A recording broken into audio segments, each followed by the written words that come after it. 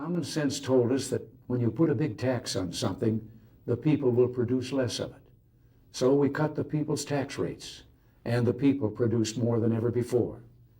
The economy bloomed like a plant that had been cut back and could now grow quicker and stronger.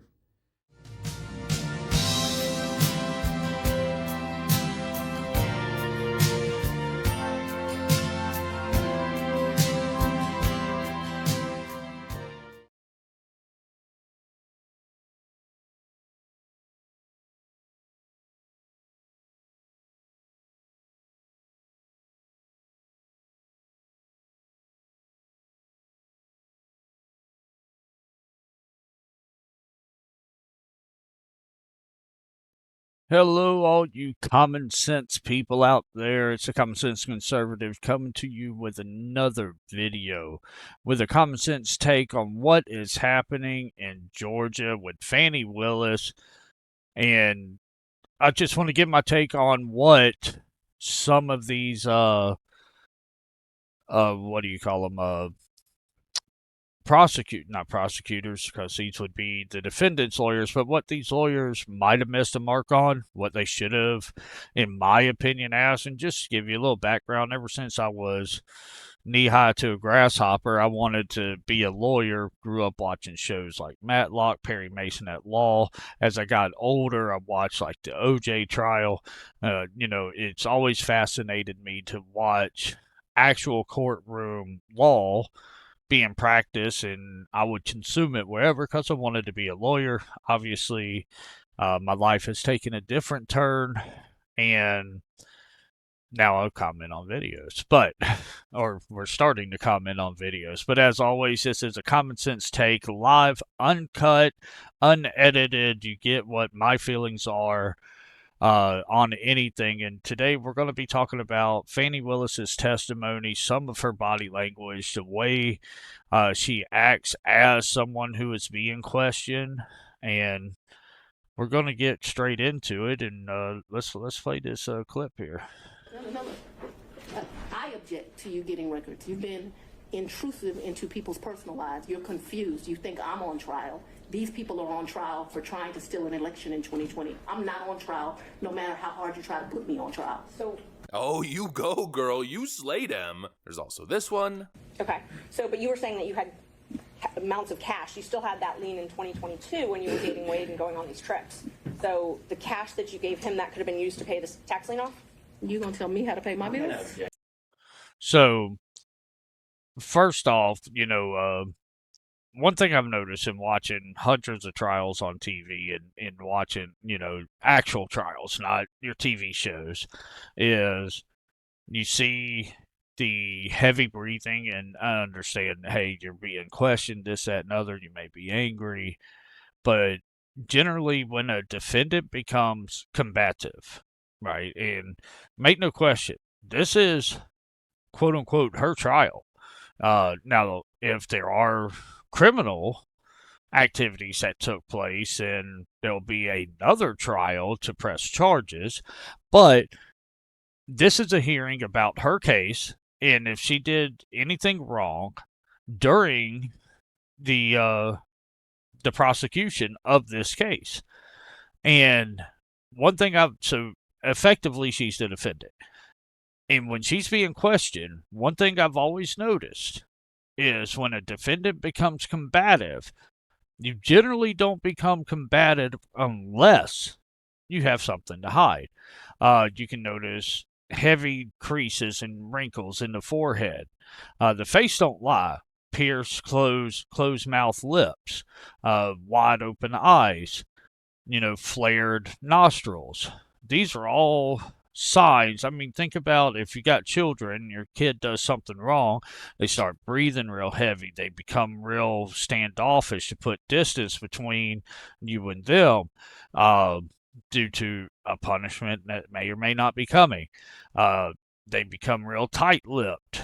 They speak in low tones, makes it harder for you to hear. Their eyes are real wide open to give the impression of, yes, I'm listening to everything you say. These are all defensive mechanisms. And generally, it's been my experience, as a former military, as a fighter, as someone who's, who's been in actual fights, whether it be collegiate wrestling, boxing. When someone's on the attack, right, and you've done nothing wrong, and you know you can beat this other person, right, then you generally don't become standoffish, backupish, and defensive. You tend to stand your ground and lean forward. And these are some things you'll notice throughout this video. And this one. Only money you've ever given him outside of a contract. Once again, is leaning way back, I didn't breathing give him money heavy. in a contract, so that was cute. But I And didn't give him money so outside this of a here, contract. What happened is, no, we're going to answer it since so this here, if you notice, she starts off without being combative. She leans forward. So yeah, she technically probably did not give him money in a contract. you said it. And this one. Once again, we're leaning back. We're breathing heavy. We're winking and smirking. And so basically here's the thing. Fani Willis showed up to court with a real big attitude, acting frustrated with the whole process, frankly mocking the process and mocking the opposition, and the left is pretending as if, well, that pretty much ends it. Legal matters aside, actual content and context, who cares? Fani Willis told them all to go F themselves, and so Fani Willis takes the big W. Yeah, that's not a defense. I think I've said this many times before, and I think leftoids need to understand, getting sassy and defensive isn't an argument, and it certainly isn't a defense. I think Fani Willis probably shot herself in the foot here. Sure, there's a very partisan side that views her behavior on the stand as justifiable, but I think the majority of people watching were, frankly, maybe it's a harsh word, but disgusted with her behavior. She was arrogant, rude, she embarrassed herself on multiple occasions when referencing places that she had traveled with Nathan J. Wade. She didn't even know what continent the places she had visited with him were a part of. You also said that he was a world traveler and had been on many of the continents. I've been to 6. Have you been on any of those continents with him? Now, I want you to remember, for later in this video, she said that he's been to 6 continents. We've been to 6. Besides this one? Where's Belize? What continent is that? I'm not being funny. I don't know. Let's say, with the I've been exception to of... Belize with him. I've been to the Bahamas with him. I've been with Aruba with him. Don't embarrass me. I'm not sure what continents those are on. Whatever continents those are, that's where I've been. I'm sure if I gave it some thought, I would tell you. But whatever continents those are, that I've been to those locations, sir. Overall. So once again, looking at her body language, she's leaning forward. She's not raising her voice. She's not arguing. So honestly, I believe she does not know what continents that these, countries are on. Belize, I believe, is South America. I mean, I don't know what most of these continents are because I just don't care because I've never been there. But now if I've been there, then yeah, I'd probably know where I'm going. Overall, she came off as unqualified, obnoxious, maybe a little bit ignorant, and most importantly, she never actually mounted a legitimate defense. She acted as if the whole thing was ridiculous and blew it all off, but her defense, as we've been covering throughout this whole ordeal, was lackluster to say the least. Here's Fani Willis being challenged on the issue that actually she had reimbursed Nathan J. Wade for all the trips that he had paid for. But I always have cash at the house. That has been... So once again, we're leaning back, creating distance. If you're a woman and distance. you go on a date with a man, you better have $200 in your pocket. So if that man acts up, you can go where you want to go. Or So I maybe keep you cash should in go my on house, the date with and that man I in don't case he keep does cash as act good in up. my purse If like you I think used to, that's a possible. 'cause I don't go on many dates, but when you go on a date, you should have cash in your pocket. So my question was, where did that cash originally come from? If it I had didn't come out of the bank? Cash is fungible. I had cash for years No, in my taxable. house. So for me to tell Cash you isn't the source of fungible, when it it's comes taxable. from, when you go to Publix and you buy something, you get $50, you throw it in there. It's been my whole life. When I took out a large amount of money on my first campaign, I kept some of the cash of that. Like, to tell you, I just have cash in my house. I don't have as much today as I would normally have, but I'm building back up now. So you just put money in. It's a very good practice. I would advise it to all women. So you can't.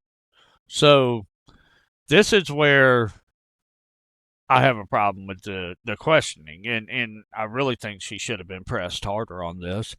Her defense is, no, I didn't benefit because I reimbursed him. Well, how'd you reimburse him? I paid him in cash. Okay, is this cash traceable? Where'd it come from? Well, it could have came anywhere. It's fungible. Okay, well, cash isn't fungible, it's taxable, which means if you paid him in cash, and he would have to file that on his taxes, blah, blah, blah. And then she said, oh, it could have, I took out a bunch of money for my first campaign, and I kept some of that cash. Well, did you report that to the election bureau? Did you import that to the campaign, whatever regulation? I forgot who it is. You see, to say, and this is what I would, if I was the lawyer talking, which obviously I'm not a lawyer, so this is just my opinion. I said, so did the cash come from, and she does ask this, your private business? Well, possibly, some of it. Well, did your cash come from your time at DA? Possibly, some of it. Okay, did your cash come from the magical money tree out in your backyard? I mean, it's fungible, right? It just can come from anywhere. Did God himself drop a load of cash on you, and so you could put it in your house in case that these questions came up and you had to pay this guy back in cash? I mean, where did this cash come from? Did you just say, oh, it could have came from anywhere? Well, hell, you know, COVID could have came from anywhere. As far as I know, I don't know. It's like, this is the problem with this defense, is cash isn't traceable unless it's over $10,000. Now, she says she took 6 trips and she reimbursed him $2,500, and the lowest is $500, and somewhere in between there, she keeps $15,000. Well, first off, if you know anything about Fulton County, Georgia, it's a lot of home invasions there. It's a lot of crime there. There's a lot of bad things that go on there. There are areas in that city you just do not go, and or in that county you do not go. And to say, I keep $15,000, woman, your house would have been broken into so fast. Matter of fact, to the point that you said you had to leave that house and get a condo because of all the hate and vitriol and potential violence and danger to you. So why would you keep that kind of money in there? If it got so bad that you had to leave for safety reasons, then why would you keep that kind of money in your house? You know, where did this money come from? Is there any record of it anywhere? So essentially, no, there's not a record because I may have got $50 from Publix. I took a couple $1,000s from my campaign. I did this. I did that. Private practice, this, that, and the other. So there's no record of this cash.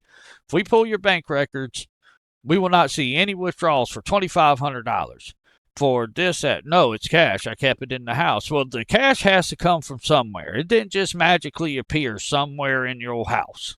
I'm sorry. Hey, if that's the case, then put your house up for sale. I don't care how many people spray paint it with dirty, derogatory names. I don't care. I want to buy that house because apparently that house just produces cash out of the ground in some secret magical garden in the basement. Is that what you're telling me, Miss Willis? Because here's the importance of it. If she cannot provide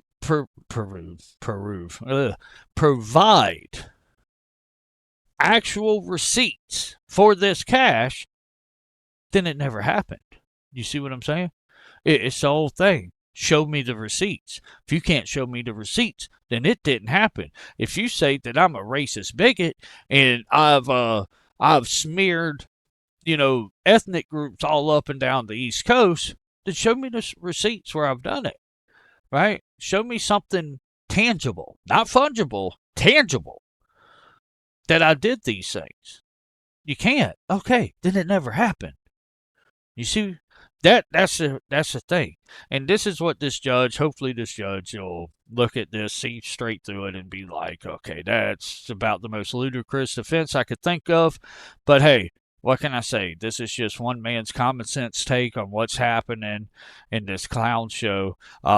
This video was originally commented on by the Liberal Hive Mind. You can find the link in the description down below to the full video.